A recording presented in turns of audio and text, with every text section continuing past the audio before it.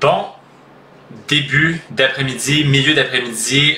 Donc, j'ai pensé faire un petit live sur le fameux push-up parce que c'est un mouvement que plusieurs veulent réussir. Puis à ce moment-là, c'est souvent un mouvement aussi qui est manqué, particulièrement sur la pointe des pieds parce que ça devient plus difficile, comme on le sait, dans le bas du mouvement. Ça a été longtemps un mouvement avec lequel j'avais de la difficulté de mon côté aussi.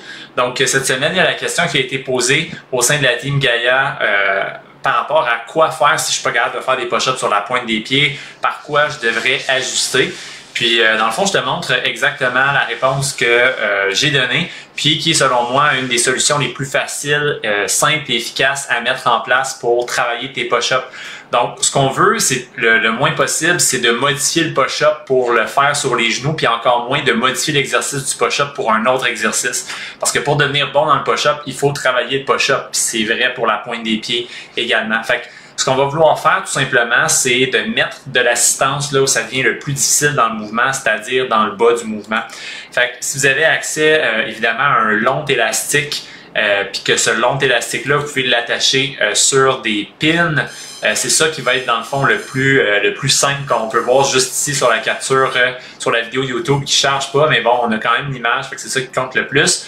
Donc, la personne a installé dans le fond une bande élastique longue au niveau de son bassin, puis la bande élastique est attachée sur deux pins. C'est exactement ça qu'on va vouloir faire. Puis c'est autant vrai si on aurait un long élastique qu'on attacherait à la verticale sur un poteau, par exemple, une barre de traction, ou qu'on soit dans le fond à l'horizontale comme ça ici avec l'élastique. Dans les deux cas, ce que ça va permettre de faire justement, ça va permettre de faire en sorte qu'on est capable de contrôler le poids de notre corps dans le bas du mouvement sans s'écrouler.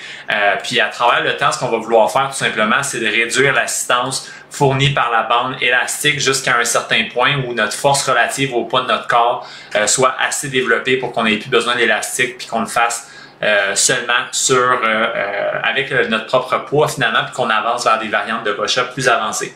Fait que, évidemment, si de ton côté tu as de la difficulté avec les push-ups, avec des mouvements de poussée avec le poids de ton corps, sache que c'est quelque chose qu'on travaille spécifiquement au sein du programme d'entraînement Perform.